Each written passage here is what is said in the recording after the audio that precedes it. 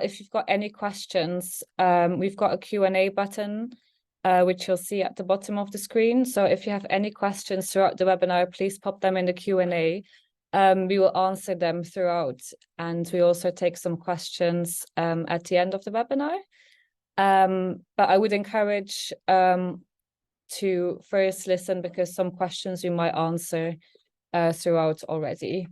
So we just want to give you a little bit of background on the program. So we set up the program because there was a need for paid work opportunities, which not require years of experience. And we wanted to address underrepresentation of certain groups in academia as well. So we really wanted to create an opportunity because our institute is a team of diverse people from a range of professional backgrounds and lived experiences. So this is a real opportunity for us to offer a standardized recruitment process and also a robust training program for early careers. So a little bit about the program. So we're offering paid work experience to people who have no or limited prior work experience in our areas of work. We want to support impactful programs of work at the Institute and also give you some meaningful skills and hands-on experience to give you like a first foot in the door for your career. So we have 2 cohorts per year, each is 12 weeks. So we're currently recruiting for our 6th cohort, which will start in July. And so some benefits for you that will include mentoring, access to training, and references. So I wanted to talk a little bit about the eligibility criteria. So you have to be aged 18 by the 1st of July. So we have 2 roles which are open to those with no, we have 2 roles open for school leavers, and 1 role is open and university students, and 1 role is open for university students or those who have graduated. We ask that you have no or less than 2 months prior work experience in health, science, technology, or business management, or an internship or training program, whether it be paid or unpaid. So under business management, we really understand if you have been in a business environment, but that also includes teachers, teaching assistants. So if your work experience is more than 2 months, you would not be eligible for this opportunity. We do not ask for any minimum grades, so you only need to meet the training post requirements. So if you on the job go to the job description, at the bottom you see all the criteria for that particular role outlined, and on our website you can also find the specific criteria. We don't accept applications from those studying or graduated with a degree in medicine or dentistry, and you must also have the right to work in the UK. So we appreciate that everyone's conditions might be different.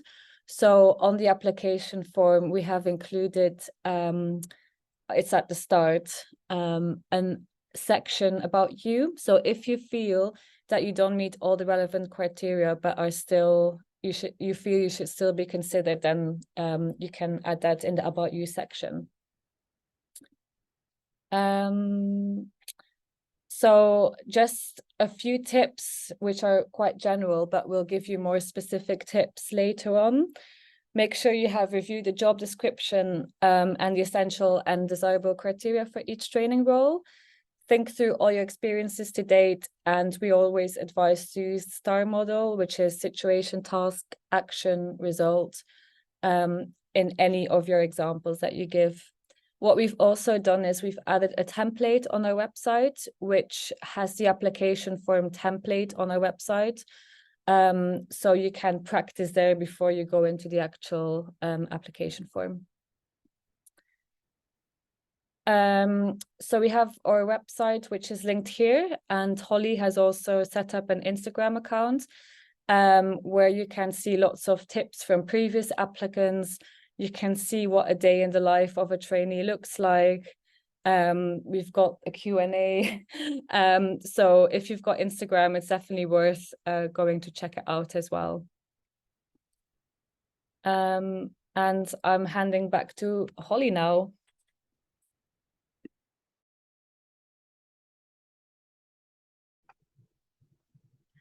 So during the application process, we also are looking for people to fill in an EDI survey. So that will include a part of the application where we can just learn a bit more about the different people that are applying for the position. We really want Imperial to be a very inclusive and diverse space.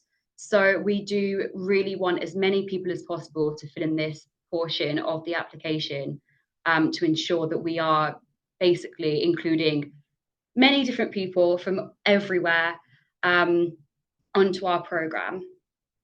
So go. Next, I will be passing over. Oh yeah, here's a timeline of sort of the way in which the application process works.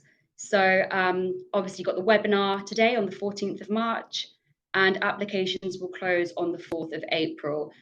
Unfortunately, the application date is final. We won't be able to take any applications after this date. So please do ensure that you get everything sorted beforehand and that you're not there at midnight, a few seconds before that closes.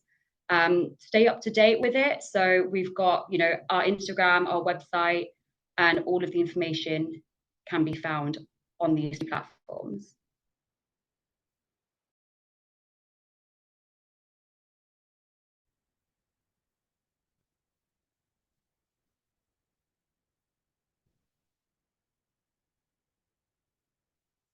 Sorry. So this is just some of the contact information.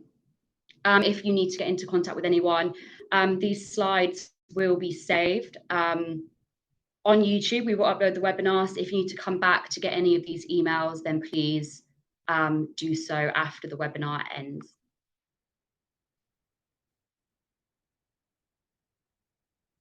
So we have 3 roles currently, and you will have the chance to listen to the different leaders, different program managers on these 3 different roles, and we will learn a bit more about that now.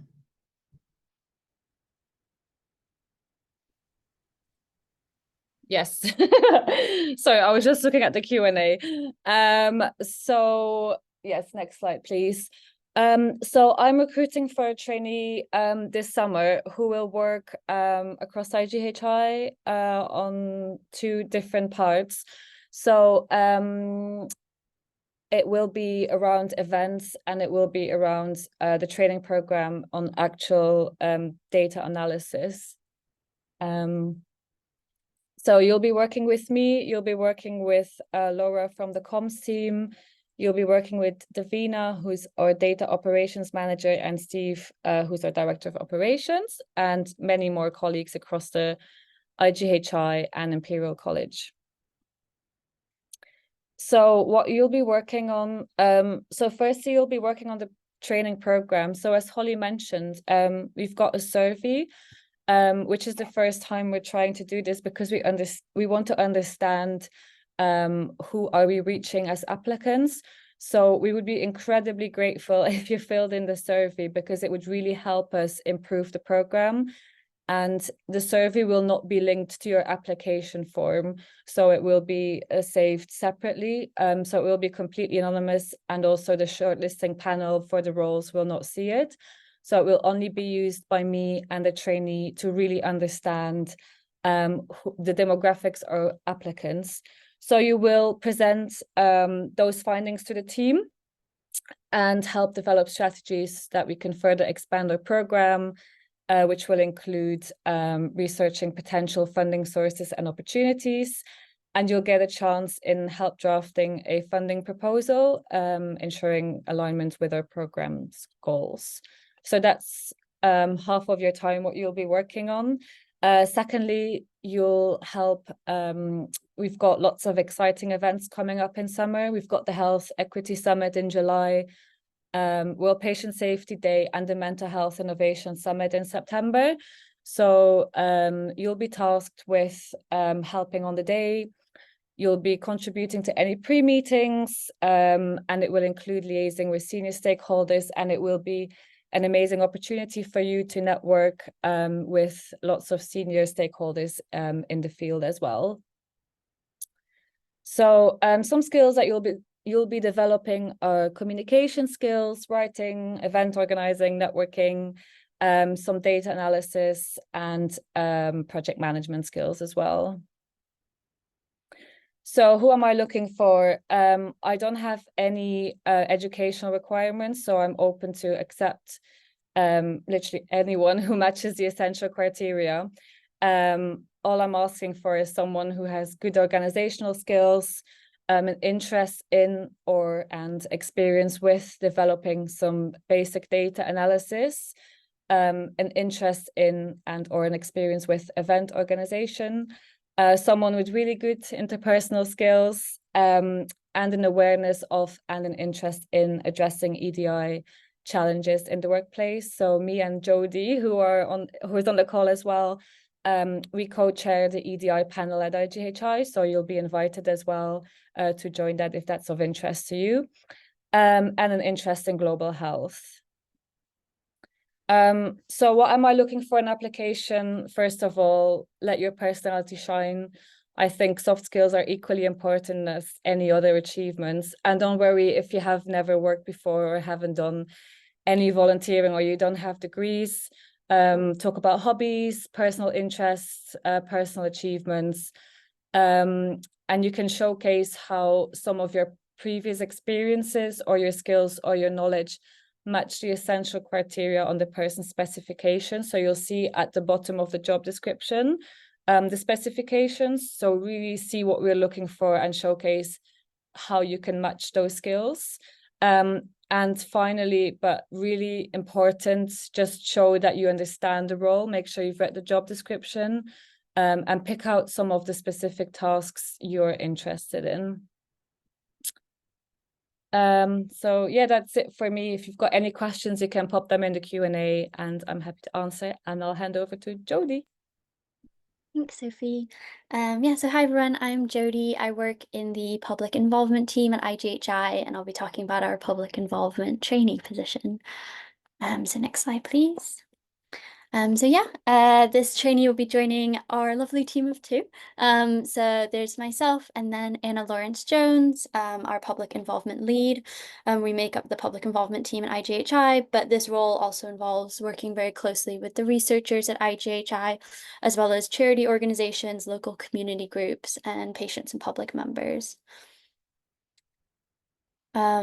So what I mean when I say public involvement, because it may be a new term for some people, basically public involvement is when researchers work together with public members to help decide what research gets done, so what we're focusing our research on, how we then carry out that research, and how the findings are shared to improve health and healthcare.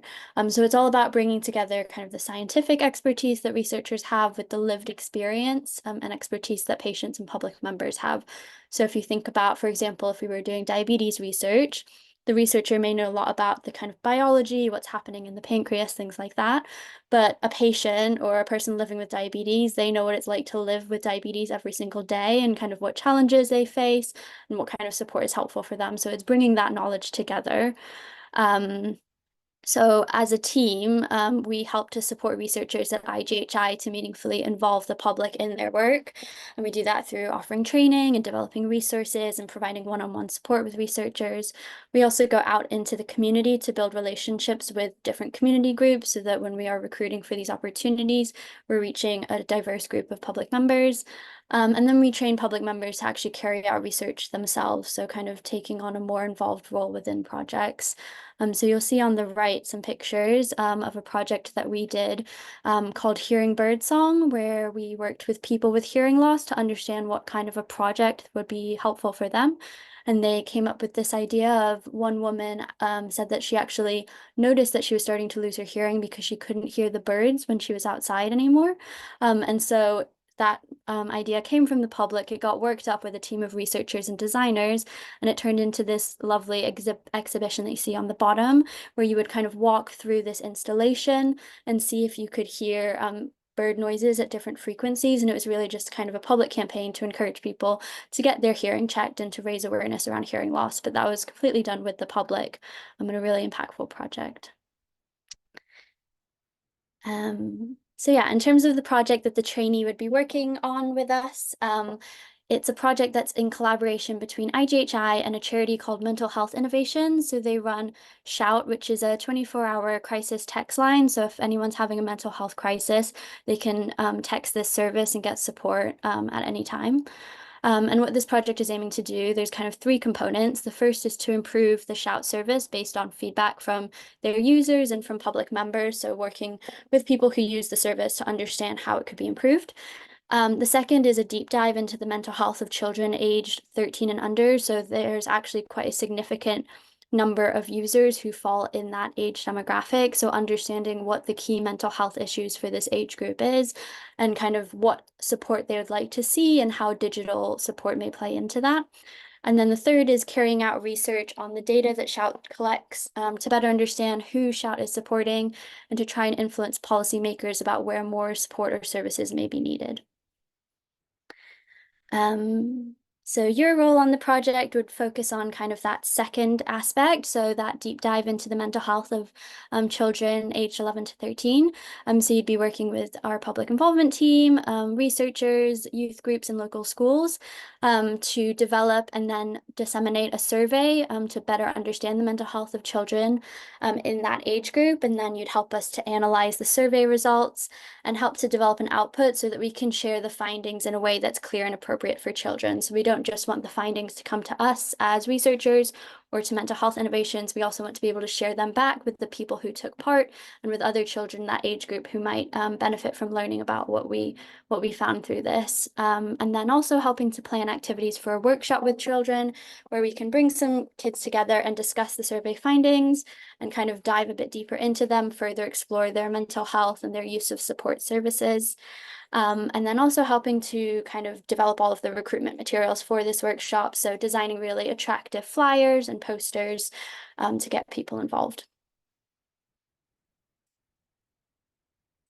In terms of what we're looking for, so we also have no educational requirements for this role. Really, the key thing is an understanding of or an interest in the value of involving public members in research. So really understanding why we're doing this, what value it adds to research. Also looking for an understanding of or an interest in equity, diversity, and inclusion. So it's very important to us that any of these opportunities that we do, we're representing kind of a diverse group of people and we're bringing in lots of different voices into our work. We're also looking for an ability to work inclusively and as part of a team, but also to work independently and use your initiative kind of to lead things on your own with support from us as well. An ability to communicate with different audiences. So that's a really big part of our role, communicating with researchers, public members, charities, and understanding how to communicate differently with each of those audiences.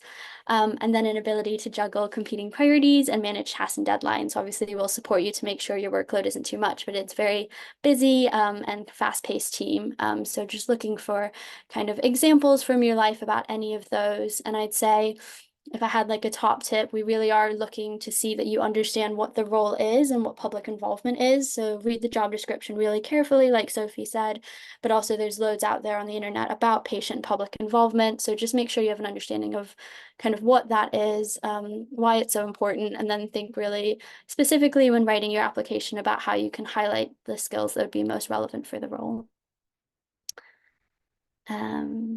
And then, yeah, in terms of what you would get out of this experience, you'd get a really deep understanding of the value of public involvement in health research.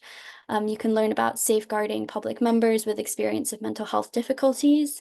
You can build up your confidence in community and stakeholder engagement. So you'll be interacting with a wide variety of people and really strengthening your communication skills. You'll also gain experience in a variety of public involvement methods. So that includes developing surveys, co-facilitating workshops, and planning events such as steering group meetings. Yeah, I think that's it for me. But yeah, if you have any questions, pop them in the chat. Thanks.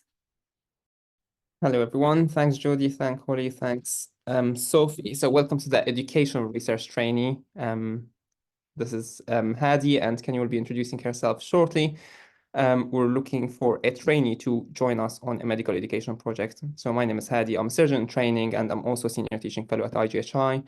We have 3 different programs, or even 4 master programs at IGHI: patient safety, health policy, digital health leadership, and also we have postgraduate certificate in digital maternity leadership.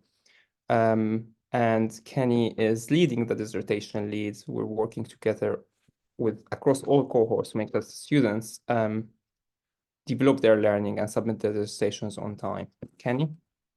Hi, just to introduce myself, I'm Kenny. I'm a senior teaching fellow and an MSc dissertations lead, as Hadi's just mentioned.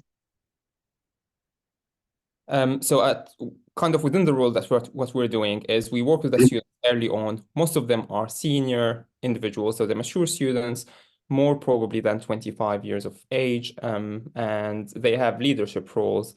Within the dissertation module, they're working on a specific project that is relevant to their organization. So it's very much applied research. So it's not the same what you do in the lab, pipetting or doing scientific projects. It's more about addressing patient safety, health policy, or digital health issues within the organization. And this very much relate to the problem-based learning that we're looking at. Can we move to the next slides, please? So what the role is aiming to do is understand how problem-based learning intersects with the dissertation of practice module. And what we're hoping to get out of that is recommendations for educators, so it's very much pedagogical, and hopefully learners that would influence the learning experience. So this is kind of a brief diagram of showing what the expectation of the role would be. So there would be literature review, which is an essential requirement for this role to be able to critique prior literature. And you will be spending 1 to 3 weeks on this. Then we'll move to project planning. This is very much about shaping the research question with the team and making sure that we're addressing a question that is quite relevant related to the problem-based learning and dissertation of practice. It's very much flexible. We can tailor it also around your interests. And it will be what's called appreciative inquiry. So what's working well for individuals will involve interviewing different senior educators, see what works well for them from both problem-based learning and dissertation of practice. And you will be spending probably around also 2 to 3 weeks on interviews and collecting the data afterwards. Finally, there's a few weeks on data analysis, discussion, and presentation of findings. So this would be thematic analysis. You will be transcribing all the interviews, working, kind of building a tree. We're starting small from the branch and then building the big tree of what are the main themes that would enhance educators in terms of problem-based learning and dissertation of practice. Kenny, anything to add? Not to that so far. So in terms of what we're looking for, as Hadi mentioned, an essential requirement is experience in conducting a literature review or willingness to learn. We do teach a lot of critical analysis on the program, so it's really important that you are well versed in just thinking critically, being able to think about the strengths and weaknesses of particular studies and you're familiar with looking at prior literature. Have an awareness or interest in higher education and adult learning. So Hadi's mentioned quite a lot of dissertation of practice, which is the model that we teach through. And it very much is, like you mentioned, applied learning. So if you've got an interest in education generally, particularly higher education, think kind of future of work. So if you're very interested in kind of like how academia meets industry, this would be a really good role for you because it's very much looking at what problems we have within industry and how can we use academic literature to solve that and kind of the teaching method that goes along with that. So good time management and organizational skills. As you can see, it's quite a short project. There's a lot to do in a really short space of time. So being able to have good time management and organizational skills, particularly when it comes to planning the project, is really important. Good communication skills, verbal and written. So you'll be talking to lots of senior educators, and then also a bit at the end in terms of writing your data up. So it's really important that you're able to communicate those skills and ability to work well in a team. Thank you, Kenny. So, of course, the more you put in it, the more you get out of it. There are lots of benefits of working on this project. First of all, literature review experience, you'll be able to hone that. You'll be able to have kind of more critical analysis lens when you're looking at the literature, and develop some experience in pedagogical or educational research. Of course, lots of project management. So you will be scheduling and liaising with the senior educators regarding the interviews, scheduling them, conducting the interviews. You'll have lots of support from Kenny and myself throughout, so you won't be on your own, but also it's kind of autonomous, and this is why we require some educational experience. So either the final year of undergraduate degree or whilst you're undertaking your postgraduate degree or recent graduate.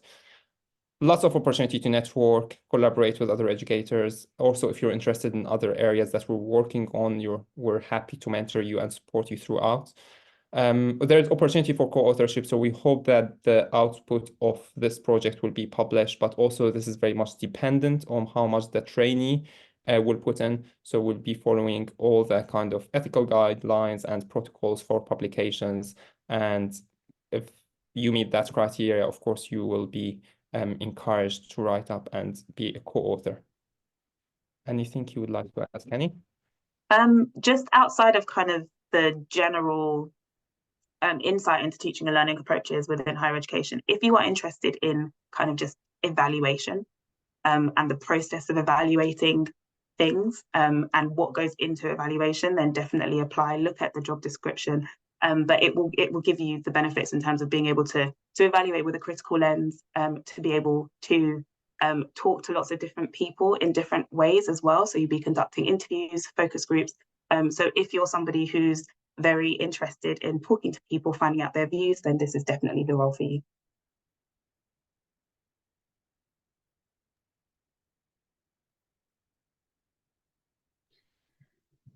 Thank you to all of the project leads for giving us some more insight into what each of their projects involve. So now we're going to hear some of the current trainees, a bit more about our roles and also all of our tips for applicants. So I'm going to start off by passing to Andrew. Hi, everybody. As Holly said, my name's Andrew. Thank you all for joining the webinar tonight. I think the first thing to say is that you've taken a good step to firstly join this and get to know a bit more about the roles on offer. So you're already ahead of a few people who aren't on the webinar. I am the Julia Anderson Healthy Aging Technology Trainee. This is actually not the first role I applied to. I applied to a different one. So this is the second time I've applied and I got this role. I'll first tell you a bit more about the project, the Healthy Aging Project, and then go through a little bit, as you see on the right-hand side, about the kind of things I've been able to achieve whilst I've been a part of it, to hopefully give you an idea of what a great opportunity this training program is. So the Healthy Aging Project that I've been involved in is all about trying to elongate the period of life that older people can live safely and healthily in their homes. It's kind of well known that everybody now is living longer, but the period that we're actually living healthily and independently, that's still getting shorter. So it's about trying to elongate that period and help older people live safely in their homes. The way we've been trying to do that is by installing different kinds of smart technology in people's homes. You can see me in the top left there explaining to some of our participants how to operate a grip strength machine, but other things we've been able to give and explain to them have been smartwatches and different kinds of environmental sensors. So as part of that, my role has been to lead that communication, explaining to them what the project is, why they should be a part of it, and taking them through all that there is to expect there. So there's been, first of all, a really nice experience with leading communication and engagement with public members that I don't think you'd get the opportunity to do anywhere else. Another thing that you'll get to do if you're a trainee here, that all of us trainees did as part of this cohort, is to kind of represent the training program and IGHI as a whole at an event that promotes the training program, as you see in the top right. So engaging with future applicants, again, good experience sort of speaking to people and engaging with members of the public again. Another thing I've been able to do, which has been really great, is as part of the Healthy Aging Project, we've tried to get the participants' insight into kind of the barriers and facilitators for engaging with the sort of smart home that we've built for them on the project. In order to get those, we've been interviewing them midway through the project and also at the end of the project. I've had a chance to lead those interviews, take those interviews, which is nice to be trusted to do that. And I think that's the theme with all of these, that these are probably things that you might think, why would anybody trust me to do those if I'm just a trainee? But you really do get a whole lot of trust given to you on this training program, which is really good for your development, I think. But yeah, as I said, as well as doing those interviews, I've had a chance to sort of pull together those insights and then finally to present them to the project funder, who is a large healthcare company. And that's a really good sort of shareholder funder side experience, more maybe relevant to the corporate world, as well as the more sort of public centered experiences. So there's a really wide range there. And I feel very lucky to have been involved with all of this.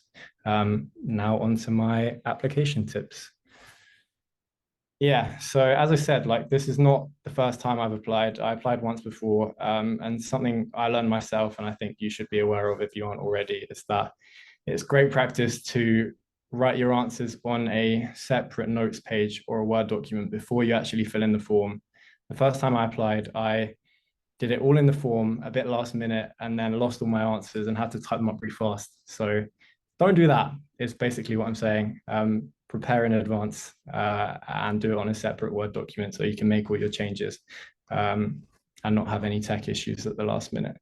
Another thing I think that's worth saying as far as trying to be successful in your application is that don't feel that there's things you've done that aren't relevant. Maybe if some of the experience you've already had is in like a supermarket role, like I've had, or a waiting job, or anything that you might think, there's no way this is relevant to sort of a more STEM professional role maybe. You can link everything somehow. There's something to be learned from everything. And if you really scour that job description that you'll find on the website alongside information about the specific position you're applying to, I think you'll find a way to meet most of those points there just by linking things you've done. And sort of closely related to that is that because it's not just about describing what you've done, it's more about what you've learned and the values that it shows you have. There's a place for everything. And at IGHI, something that I've found is really clear amongst everybody is that everybody's really focused on sort of improving health outcomes and ensuring that there's equitable chances and outcomes for people who are part of our research. So if you can show us that those are values that you have and you've learned them from maybe some volunteer work that you've done or any of your projects at school or uni or your hobbies, then that's great too. So tell us what you've learned, apply it, and how you take this forward to the training program and how will it help you. That's all from me. Good luck. And I think I'm handing over to Holly.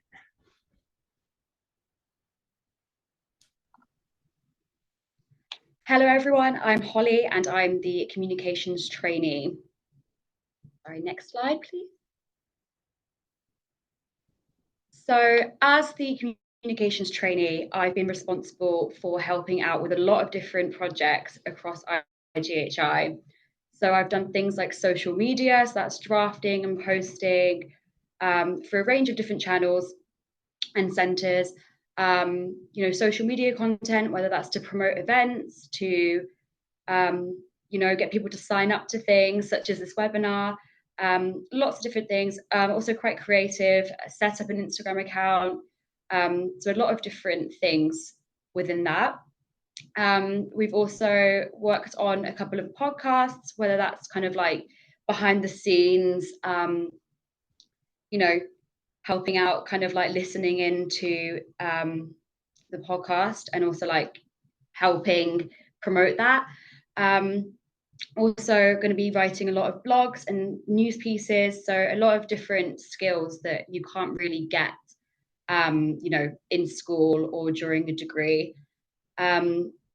So a lot of jobs that I was looking at actually kind of, you know, they say that it's entry level, but they are already kind of require a lot of prior experience, whether that's kind of like, you know, social media for like large audiences, or, you know, producing something for print.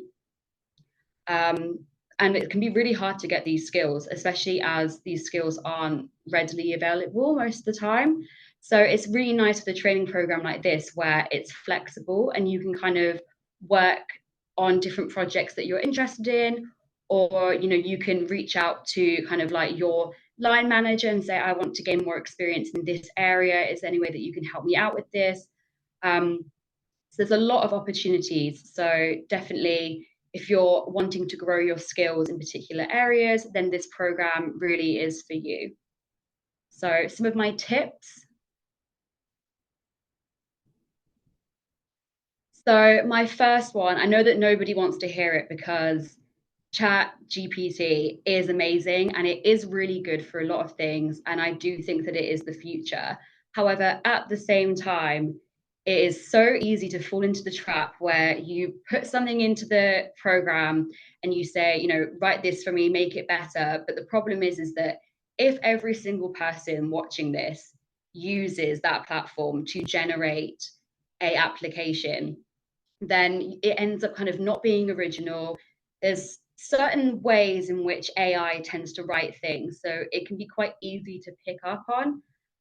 So I'd say it's best to, you know, kind of leave that to one side and actually try to produce something by yourself.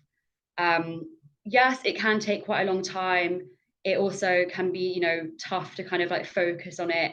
So my second tip would be, don't procrastinate and try to do it all in one go if you can. If you're anything like me, I tend to kind of start writing something and I start, you know, second guessing it. And I'm always wanting to kind of like make sure that everything's in there before I press submit. However, a lot of the time doesn't really work in anybody's favor, as you kind of fall into the trap of, you know, leaving it in a document somewhere and then forgetting about it until the last minute, which definitely doesn't look good, and it's probably not going to do you any good as well for your mental well-being. So would not recommend that. And finally, definitely, as everyone's already said, mention all of the criteria as much as you can, put it in there, make it very clear. I know that the star format is sometimes a really good way if you want to research into that, to kind of answering some of the questions in the application. But definitely at the same time, you know, everyone can satisfy the criteria, but not everybody can be you. So as important that it is to ensure that you meet as much criteria, it's not the only thing. Like, there's also a lot more than just, you know, some bullet points on a piece of paper. It's also about you. We want to see your personality. We don't just want to see, you know, the bullet points listed off. So I think it's good to have a balance of definitely meeting these criteria, but also showcasing who you are as a person. I will now pass over to Tanya. Thank you, Holly, and welcome everyone to this webinar. So my name is Tanya and I'm the Behaviour Science Research Trainee. Next slide, please. So in my role, I'm currently supporting 2 PhD projects, and the first project is a review of all the interventions available to support people with peripheral arterial disease with adhering to their treatments. And peripheral arterial disease is like the narrowing of blood vessels in the leg. And if patients don't comply to their treatment, it can lead to heart attacks and stroke and even death. So as you can see, it's a really important research topics with real life impacts, which is what I really appreciate about the Julie Anderson projects. So the second study that I'm also working on is a qualitative study, and that's focused on like statins. And statins are medications to lower harmful cholesterol in the blood. And again, it's a really significant research area. And basically what I do on a day-to-day is help sort of set up interviews with patients to kind of understand the barriers and facilitators to taking statins. And as you can see, the 2 projects are like very diverse. So my day-to-day tasks are very varied. So for the scoping review, for example, that's very much sort of desk-based. So on the day-to-day, I kind of search the literature and extract data. And also I write sections of the manuscript for publication, which is a really good skill if you do want to get into research. And for the qualitative study, that's a bit different and that's a bit mixed, which I really enjoy because I sometimes get the opportunity to go out to local communities to recruit participants into the study, which I find really fun. I'm also learning how to analyze and code interview transcripts with softwares like NVivo. And I'm also learning how to analyze agreements between codes in SPSS. So it's like a range of data analysis softwares. And on top of that, I'm also presenting findings to patient advisory groups and also stakeholders. And I'm also heavily involved in communicating with patients, whether that's like recruiting them into the study or just doing some follow-up calls, you know, to check how they're doing and also check their eligibility, which I always find really nice to be able to communicate with the patients that you're doing research with. And for my top tips, I would say really read the job description and address as many points as you can. Try to hit all if you can, and really sort of explain how you meet the criteria, but also don't forget to provide examples, which I think is really important. And as Holly said, like try to use the STAR framework because it will help you sort of structure your answers and include the examples in there. And also add in like a bit of reflection on, you know, what you've learned from that experience. And the second thing I would say is to really take time to sort of research the department, but also the research topic that you're doing. So really sort of read the background information. And I think that would sort of help you write why you want to work there. And, you know, it'd help you further down the line for interviews and stuff like that to talk about the research project further. I would also say, consider what you want to gain from the internship early on. So sort of write about the new skills that you may want to develop or experiences that you want to have, or just networking opportunities, for example, that you're looking forward to. And also maybe your future plans if you know what you want to do in the future. And lastly, just be very confident and allow your personality to shine through. As Holly said, don't use ChatGPT because it's very unoriginal. Try to make this application personal to you, because I think that's like a key part of the process, just learning more about you and, you know, how your personality and what you want to gain from the experience. So those are my top tips. So yeah, good luck with your applications. Thank you. Thanks to the trainees and thanks to Holly for moderating. Sorry, it was great, Tanya. So thank you so much for submitting your questions. We've answered quite a few of them throughout the webinar. I think one of the most asked question was if people can apply for more than one project, and the answer is yes. But I do strongly recommend do tailor it to the job description. Don't just copy and paste applications into each role, because sorry, I was just looking at the chat, because you know everyone wants to see why you're interested in that specific role. So I'm going to move to some of the questions that we have in the Q&A.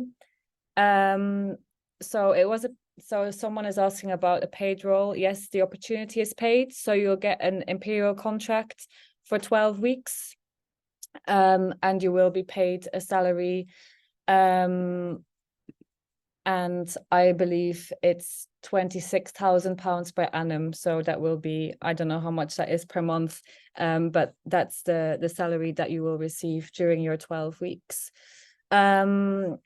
I have a question, Jodie. I have two questions for you, which I'll start with, and then I'll move to Hadi and Kenny.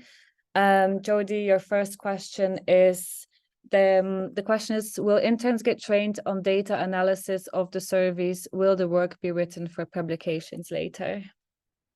Yeah, thanks. Good question. Yeah, so we'll definitely provide all of the training that you need to analyze the surveys. So you don't need any prior experience in that. We'll support you with that. In terms of publication, the two key outputs, one will be a report to Mental Health Innovations about everything that we've learned. And the second will be more of like a lay output or a plain English summary that's more accessible to children, so that they can understand the findings from the project as well. If the trainee is interested in more kind of academic publications and getting experience into that, we can definitely explore that. But I think because Mental Health Innovations is the lead for this project, depends on how they want to share the findings from the study. Cool. Thank you, Jodie. And then the second question was, when it comes to public involvement, how do you determine what the public expects from the results data collected? As I think it's important the data collected is unbiased and accurate. Yes, I think if I'm understanding correctly, you're asking about when we actually train up public members as what we would call peer researchers to actually collect the data themselves.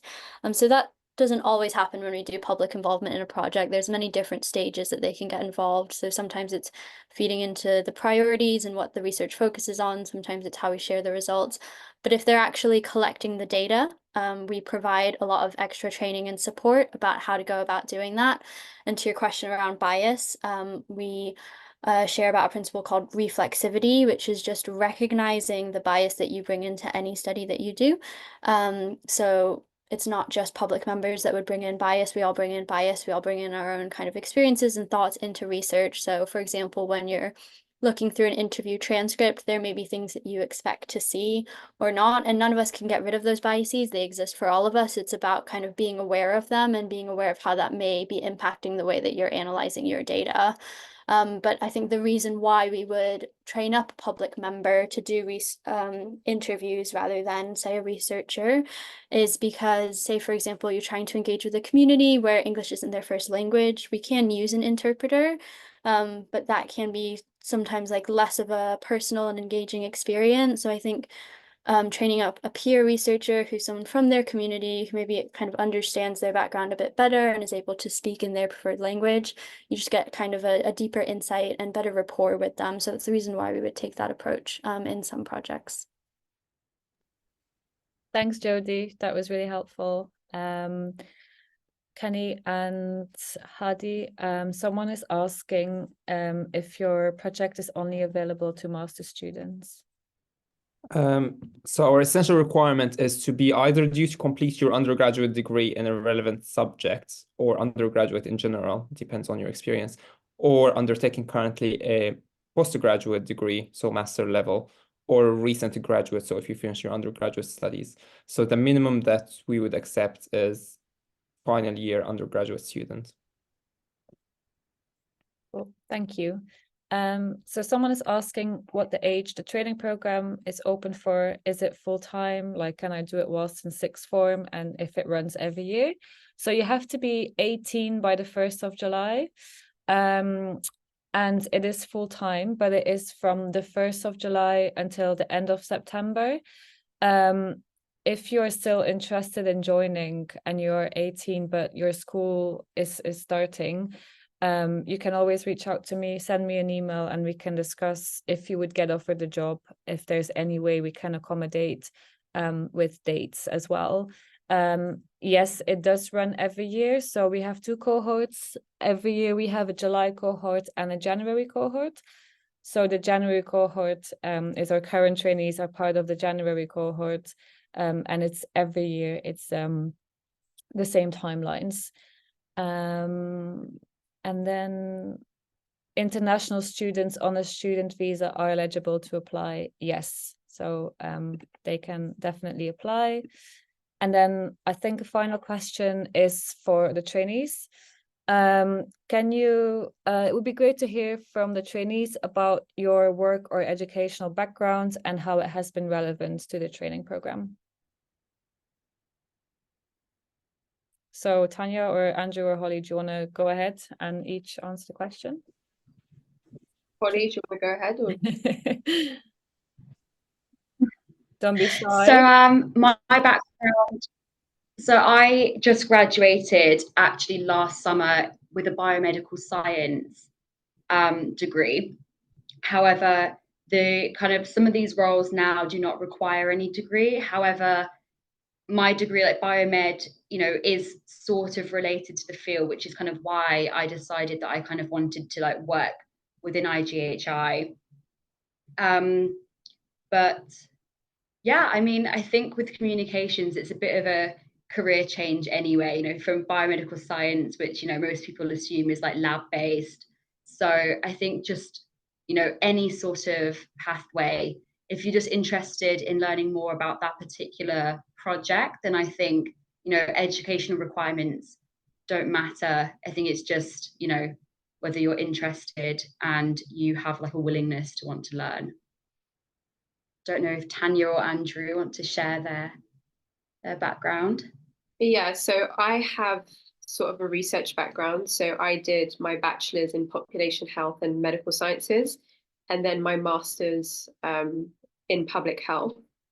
However, I do feel like you don't need to have a master's in the exact topic, because the topic that I'm working on is behavior science, but my degree wasn't in that at all. And in fact, I think I only did like one module for that in my degrees. But I think the most important thing is like your transferable skills. So I think the degrees helped me with the theoretical knowledge. So I knew what qualitative studies were, and I knew what systematic reviews were, and I knew what some of the behavioral theories were already. So this internship kind of helped me translate those theories into practice, which is one of the key skills that I was looking to build. And that's what I said during my interview. So that's the help and the support that I asked for. So I don't think it really matters on like your educational background that much. I think I just focus more on like transferable skills. Even now, like for most of the posts, you don't really need a degree. So that would be my sort of advice. Andrew? Yeah. Okay. Yeah, sorry, we're in the same office. That's why the connection's really dodgy. Yeah, I guess I echo what these guys have said in terms of like I don't really think it's the educational background that matters. Like if it makes you feel any better, these guys have both got degrees at the point of doing the training program. I don't. When I applied for this, I'd just finished my first year of doing a degree, so like not very far down the line in terms of that. And my degree is in psychology, which I don't really feel has any advantage over any of the other degrees in terms of helping me with the specific role that I've been able to do.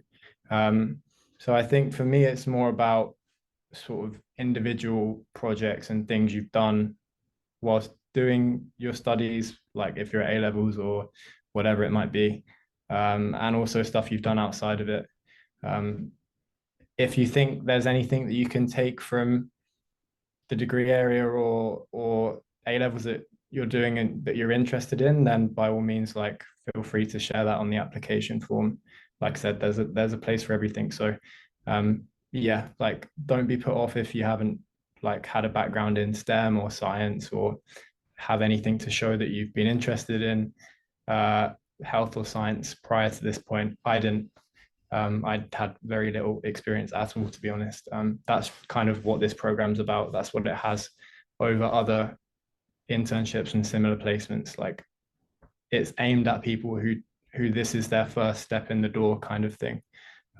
So don't be put off by whatever you have or haven't done in terms of educational backgrounds, and just like more broadly, don't be put off applying because you might think you're underqualified, but if you've got the right attitude and the right values, I think that speaks to your appropriateness for the role more, to be honest. Hope that helps.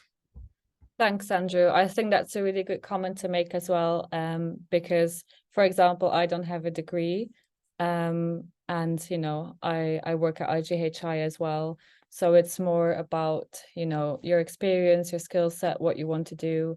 So definitely don't feel because you don't have a degree or because you're still in uni or that you can't apply. So we definitely encourage you to apply as well. And I also want to point out is I give personalized feedback to everyone who wants it. So if you, for example, don't get shortlisted for an interview, I will share application advice. So hopefully that will be helpful as well. I got some questions around hybrid working. So yes, we do offer hybrid working. So you'll be based in the office in St. Mary's in Paddington 3 days a week, and you'll work from home 2 days a week. Which days you work from home or in the office is really you can discuss with your line manager when you start your role. It's just it's nice to have people in the office for 3 days because you have your other 2 trainee friends. You can network with lots of people at IGHI, so really to make the most out of the experience. It's great to have like the hybrid working, but it's in agreement with your line manager as well. I think we're going to start winding up now. So we're going to share this recording afterwards via email. It will be either tomorrow or Monday. I would say please don't leave your application to the last minute, because we've previously had like someone with a technical error and they waited until 5 minutes before midnight and then the site didn't work, and we can't accept late applications. So also, if you have any questions, feel free to send me an email. I don't know if I can multitask, but I will add my email in the chat again. So if you have any other questions, please feel free to send me an email, and I will answer them as soon as possible. I will send that here. So thank you so much, everyone, for joining us. And thank you to the project leads, to our trainees, to Eleni, to Laura and Victoria from the comms team for joining. We really hope you apply for the roles. The program has been running for 2 years now. And I think, Andrew even applied twice because he was that keen. So yeah, we really can't wait to meet you, to see your applications. Everyone who gets invited for an interview will also get an interview webinar where we will prepare you for the interview as well, but that's at a later stage.